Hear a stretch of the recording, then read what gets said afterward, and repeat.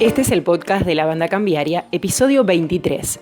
En este podcast vamos a charlar, vamos a dialogar con Carlos Rodríguez, quien fue ministro de Trabajo de la provincia de Santa Fe durante la administración de Hermes Wiener y también un especialista en temas laborales, actualmente docente universitario. Con él vamos a dialogar sobre el escenario laboral en la pospandemia y también sobre la nueva situación vinculada con la ley de teletrabajo. Carlos, buenas tardes. Álvaro Torriglia y Sandra Sicarelli los saludan. ¿Cómo está? Justo Álvaro y Sandra. Carlos, muy bien. La idea era poder intercambiar con vos un poco la impresión de lo que ha sido en un escenario complicado para el mundo del trabajo ya en general el impacto de la pandemia, ¿no? Digamos, ya ha transcurrido un tiempo de este año y bueno, ¿cómo has visto que ha pegado esta crisis sanitaria en un mundo del trabajo que ya venía golpeado? Sí, o sea, y no cabe duda de que hay influencias directas, ¿no es cierto? Tanto en los que trabajan como en los que no trabajan. Uh-huh. Dentro de los que trabajan, una de las cosas que más se ve es el miedo a perder el trabajo, la fantasía al respecto. Dentro de los operadores, por ejemplo, la gente que hace teletrabajo comienza a perder vínculos con sus pares, ¿verdad? Y eso de que siempre es bueno trabajar en la casa no siempre es cierto. La información de investigación al respecto en ese sentido es contradictoria, ¿no? De forma tal de que todo se agrava, por decirlo así. Y se agrava fundamentalmente lo que es el mundo laboral, ¿no? La posibilidad de trabajo. Creo que estos son uno de los problemas más acuciantes en este momento. Y aunque se ve una leve mejoría, aquí en Buenos Aires, por ejemplo, donde estoy yo ahora, uno ve ya un tráfico de coches como fue habitualmente, pero esos son los sectores más deprimidos, donde hay que buscar cómo se van agravando las cosas. En este sentido, es decir, está muy bien la ayuda que el gobierno da, ¿no es cierto? Pero eso no puede ser una cosa perenne. Cada hombre quiere realizarse a través de su propio trabajo, cada hombre y cada mujer. Uh-huh. Esto es un fenómeno que se está dando a nivel mundial, ¿no? Y de alguna forma está agravando tensiones que en el mundo del trabajo se venían viendo de antes. Sin ninguna duda. Mire, yo justamente tengo mañana un congreso en Uruguay, obviamente por los medios modernos, ¿verdad? Uh-huh. Luego tengo a los pocos días uno en Perú. Y así todo el mundo está en este momento preocupado sin saber bien hacia dónde salir y pagando los costos de una enfermedad que no siempre termina bien, ¿verdad? Uh-huh. Inclusive en este momento se está viendo mucho el tema de ciertos síntomas que tienen la cronificación, impactos cerebrales de los cuales no se hablaba hasta ahora. Entonces creo que sabemos tan poco que, bueno, y todos tenemos la ilusión de que el año que viene tengamos alguna vacuna que realmente nos saque de esto, porque el territorio laboral con el que nos vamos a encontrar acabada la pandemia es no solamente la falta de trabajo, sino va a haber una secuela importante de trabajadores enfermos a los cuales va a haber que escoger qué tarea darle. Uh-huh. O sea, el problema es grave, complejo, y si quiere agregarle a todo esto el panorama económico con la depresión, tanto aquí como en todo el mundo, estamos hechos, ¿verdad? Carlos, usted mencionaba hace un ratito el teletrabajo, que no siempre es lo que se vende, ¿no? Como tal, en la Argentina, bueno, se ensayó una legislación un poco que es muy nueva sobre esto. ¿Qué opina de eso? ¿Cómo ve esta ley?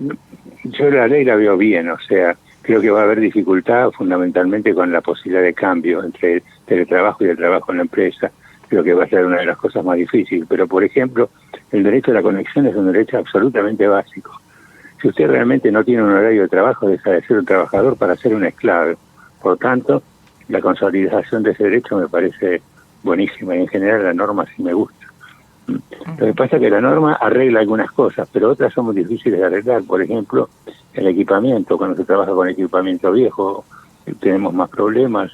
Los problemas ergonómicos que se dan por desacuerdo entre el equipo que usted tiene, sus características antropométricas y la fila que usa. El problema de si hay lugar en la casa, ¿no es cierto?, claro, para el teletrabajo. Muchísimas veces el mismo lugar donde se come es el lugar donde el teletrabajador está operando.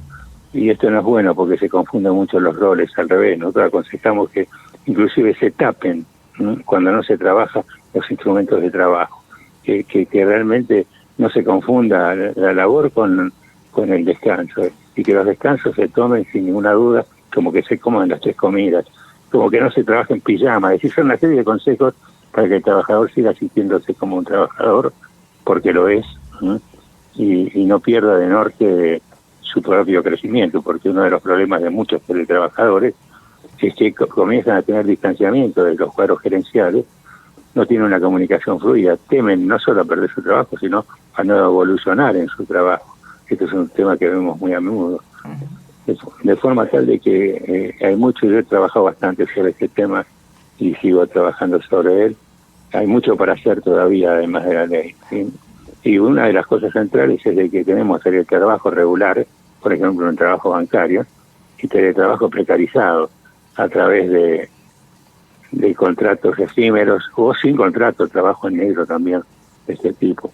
Estas formas que tenemos en el mercado de trabajo son una preocupación constante y va a haber que definir toda una política para acabar con ellas.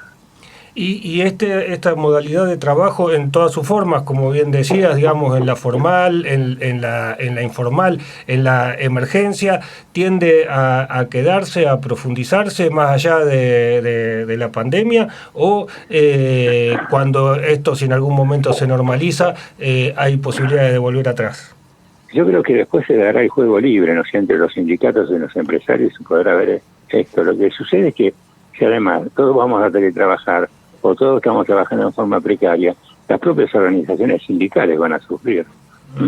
Es decir, no van a tener afiliados, vamos a verlo con toda claridad.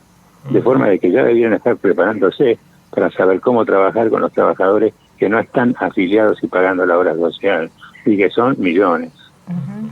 En ese punto, digo, también hay toda una transformación, porque no solamente es de la estructura sindical en cuanto a reclamos, sino también en cuanto a la presencia y presión que pueden ejercer en la calle, por ejemplo, para realizar reclamos, ¿no? A esto me refería justamente. Es decir, acabada la pandemia, porque hoy día uno sabe que los reclamos están, pero no auspicia ningún tipo de manifestación porque estamos alimentando la posibilidad de un rebrote severo. Sin embargo, tenemos aquí manifestaciones todos los días. Pero sabemos que acabada la pandemia tiene que haber el libre juego entre empresarios y trabajadores, y ahí los sindicatos deberían cumplir su rol. Pero hoy mismo tienen tareas para hacer, que es estar cerca de los afiliados y no lejos. Hay que buscar formas más modernas de comunicación entre los sindicatos y sus afiliados. Creo que algunos sindicatos lo tienen, pero hay muchos que todavía están en pañales. Banco Macro, cerca siempre. Otro tema que ha crecido con otra modalidad, digamos, que ha crecido con la pandemia y que también se entronca un poco con una tendencia que se venía desarrollando, es el tema de las plataformas, del trabajo tipo el de los deliveries, este tipo de modalidad que implica una suerte de precarización también, pero que a su vez crece a un ritmo bastante importante, ¿no? ¿Cómo se ataca ese problema? Es un problema que la propia OIT ha tomado, ¿verdad? Pero lo que dicen los pronósticos, esto en vez de achicarse se va a expandir más, y esto sería realmente muy desagradable, muy malo para los trabajadores. O sea, allá hay lugares donde la uberización, y de esta forma lo llaman por Uber, es un hecho, ¿verdad? Y es uno de los regalitos, entre comillas, que nos deja el proceso de globalización, justamente las cadenas de suministro. Entonces ahí es bastante difícil el salir, ¿no? Es decir, habrá que ver cómo puede pelear Argentina, que en este momento no está ni en sus mejores condiciones para tratar de regular esto. Pero a mí no me cabe ninguna duda de que esta forma de trabajo embosado, que son los Rappi y todos los demás que hacen servicios domiciliarios de comida, son unos pobres chicos que deberían tener protección. En algunos casos acá se ha conseguido al menos que tengan un seguro de accidentes, pero lo natural sería que tengan una relación de otro tipo, una relación normal de trabajo. Pero en el mundo lo que se dice es que esos contratos por término indefinido que había antes se van a extinguir, y que ningún trabajo va a durar demasiado. Es decir, va a estar el cambio de trabajo va a ser una cosa habitual en los trabajadores, con lo cual eso arrastra toda una serie de problemas entre otros, no terminar de defenderse, entre comillas, también dentro de un trabajo cuando se salta al otro. Uh-huh. Pero dicen que el mundo de mañana viene por este lado. Yo ayer di para el Colegio de Técnicos una charla sobre el futuro de la salud y seguridad en el trabajo.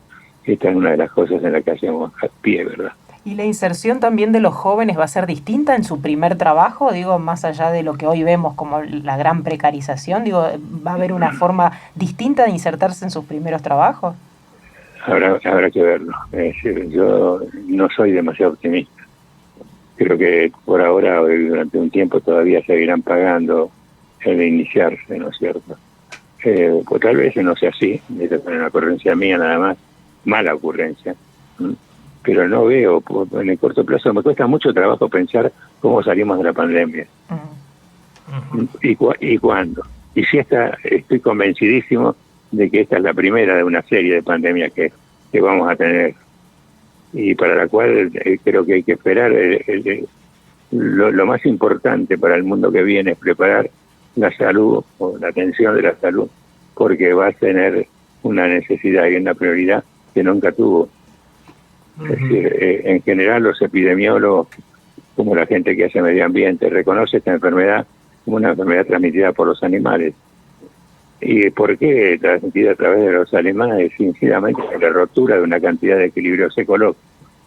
O sea que ya los mundos, digamos, que antes veíamos como ajenos, empiezan a tocarse lo que es la salud de los trabajadores con la salud medioambiental, con la salud pública en general. Y este es un problema que hay que analizar y verlo con proyección hacia el futuro, incluso para determinar las especialidades que son necesarias. 30 años va a haber carreras que hoy no existen, y muchas de las que existen habrán desaparecido. Entonces, no me da la impresión de que, por ejemplo, todavía la escuela no ha tenido oportunidad de darse cuenta que esto se viene encima y que son nuevas las capacidades que hay que desarrollar en los chicos, ¿no? En Santander, nuestra misión es contribuir al progreso de las personas y las empresas. Ingresá a santander.com.ar y conocé nuestras acciones de banca responsable. Queremos ayudarte. Es en este ámbito de la salud pública, de la salud, de la protección social, de los servicios comunitarios, en donde puede estar un poco el mercado laboral del futuro, por lo menos uno de los mercados laborales del futuro. Yo creo que sí, ese es uno, el otro es la energía, otro es el transporte, que otras son todo lo que es administración, ¿no es cierto? Creo que la producción, la etapa industrial productiva, va a estar muy achicado por las nuevas tecnologías, con lo cual el mercado de trabajo va a ser absolutamente otro. Uh-huh. La automatización va a destruir en forma neta puestos de trabajo, o es probable que el impacto que tenga en la economía pueda abrir nuevos caminos para puestos de trabajo? Yo creo que se van a crear otros. En este sentido, ya cuando apareció la computadora hubo gente que prácticamente te daba como futuro el apocalipsis. Uh-huh. Y esto no fue así, espero que tampoco lo sea, porque se crean nuevos. De hecho, se crean nuevos conocimientos. Lo que hay que saber es de que la educación ahora, a partir de ahora para adelante, debe ser permanente. Que se recibió de médico antes, tirábamos 2 años sin leer un libro porque no cambiaban mucho las cosas. Uh-huh. Acá en 2 años va a cambiar absolutamente todo. Uh-huh. Es decir, entonces el estar preparado para la educación continua es un elemento diferencial en el mercado de trabajo. Uh-huh. La creatividad es un elemento diferencial en el mercado de trabajo del futuro. Estos son elementos que hay que alimentar. Y las políticas públicas en función de, un tema que siempre has prestado mucha atención, como también la OIT, desde el punto de vista también del empleo, de cuidar el empleo decente, el empleo de calidad, ¿hacia dónde tendrían que estar orientadas las políticas públicas para que en este escenario fragmentado del empleo preservar esa calidad?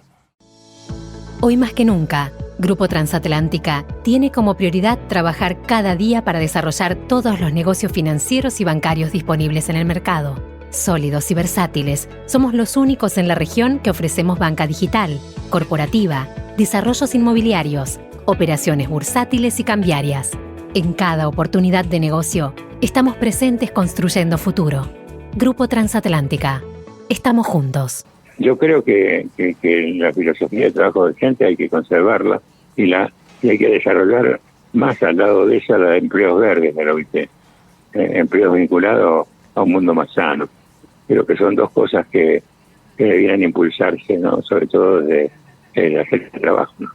Carlos, en este nuevo escenario del trabajo que vos planteás y con esto que hablabas de la extrema movilidad, del teletrabajo, sí, y demás, ¿cómo se inserta eso con la puja salarial, ¿no? ¿Se va a hacer más difícil teniendo en cuenta que... Este es el problema. Si los sindicatos no se dan cuenta, sus afiliados están en la casa y que tienen que llegar a la casa de los afiliados, vamos a tener problemas serios. Porque si acaba la representatividad, lo que va a haber es una anarquía salarial. Claro, entonces creo que es indispensable que los sindicatos se preparen. Y no veo que, salvo el bancario y algún otro sindicato que tiene una estructura distinta, no veo que se estén preparando para eso. Hay que un poco educar también en ese sentido. Vos sos una persona que tiene un contacto permanente con los gremios, que has estado sí, en permanente trabajo. Ves, bueno, mencionabas el caso del bancario, ¿no? Pero ¿ves alguna camada o alguna gente que esté pensando dentro de los gremios? Mira, te diría que todos los años me dediqué a estudiar, o sea, tengo poco contacto con lo sindical, salvo por un problema en específico con el bancario. O sea que no puedo decirlo con precisión. Digo lo que siento, ¿no? Siento que no están ayornando. Claro. La sensación. Al principio era confiable, se podía descansar en mí, aunque reconozco que mis cuerpos ya no pueden soportar la misma carga. Por eso me voy, pero le doy paso a una nueva generación de sillones que cuenta con todo mi respaldo. Es hora de dar lugar a un nuevo sillón. En Banco Santa Fe podés pedir un préstamo personal desde 10.000 hasta 1 millón de pesos para lo que necesites. Banco Santa Fe, acá, para vos. Válido para cartera de consumo, desde el 1 del 11 del 2020 hasta el 30 del 10 del 2021. Consulta toda la información y condiciones de las líneas en www.bancosantafe.com.ar. Te retomo el tema hablabas del tema de la salud, bueno, de la pandemia y el impacto en los trabajadores y las secuelas que va a dejar esto. ¿Cómo has visto la gestión de salud, el sistema de protección de salud de los trabajadores en el marco de esta pandemia? Yo creo que muy bien, o sea, gracias a la inversión enorme que se hizo con este nuevo gobierno, porque no tuvimos colapso del sistema sanitario, cuando podíamos haberlo tenido como lo han tenido otros países. Ya solo esto basta para decir de que el Ministerio de Salud marchó muy bien. Uh-huh. ¿Y al interior de las empresas, o sea, qué es lo que es un poquito palpado? Al interior de las empresas también se la toman en serio, ¿verdad? Porque hoy ninguna empresa está trabajando sin protocolo. Uh-huh. Porque entonces en esto lo que yo veo es de que ha habido bastante trabajo. Yo he tenido contacto 20, 30 empresas y están guardando las cosas como se debe, porque bueno, nadie quiere enfermar finalmente, ¿no? Uh-huh. ¿Los comités mixtos en donde funcionan se han probado eficaces en esta emergencia? Sin ninguna duda están trabajando en eso. Uh-huh. Y de hecho yo tengo una charla ahora el 2, creo que es una charla final de un curso que está dando ahí en Rosario por vía así de la tele, digamos, que voy a hablar justamente de eso, de cómo trabajar para obtener resultados en los comités, porque no siempre la gente tiene la preparación necesaria, pero de todas formas no hay ninguna duda. De hecho, ayer yo estuve hablándole a 150 personas y la mayor parte de ellos miembros de comités. Llegó la Chevrolet Tracker, la nueva normalidad de las SUV. Una normalidad que establece que tus viajes sean con Wi-Fi y motor 1.2 turbo, que puedas contar con asistente de estacionamiento y sistema de frenado de emergencia. Conocela ahora entrando a chevrolet.com.ar. ¿Y en este caso crees que pueden llegar a proliferar, teniendo en cuenta que a veces los comités eran tenidos como una cuestión de segundo plano para las empresas y siempre era... Sí, esto depende de los propios trabajadores y su organización sindical. Uh-huh. Si la organización sindical se preocupa, todo eso va bien, y si no, sonamos. Y desde otro lado, ¿cómo si podés evaluar cómo respondieron las ART, por ejemplo, en frente a esta crisis? Y de entrada escapando el bulto, ¿verdad? No sé exactamente cómo terminara, pero he visto reclamos de la CTA con el tema de si eso no es una enfermedad provisional. No hay ninguna duda que es una enfermedad provisional en determinadas poblaciones, ¿verdad? Pero bueno, la verdad es que el día que se decidió hacer un seguro privado, sabíamos que la ganancia es un elemento central de ellos, sino la prevención. Acá en la provincia de Santa Fe, después de mucho tiempo, de mucho resistir en algunos ámbitos, finalmente la provincia adhirió a la ley nacional. ¿Considerás que es un avance? ¿Cómo lo ves a eso? Mira, yo creo que era una cosa bastante natural, ¿no? Es decir, en el sentido de que en ningún país del mundo uno puede operar judicialmente antes de acabar el circuito administrativo. O sea, y esto que se ha decidido que es que pasar primero por el administrativo no me parece una cosa loca.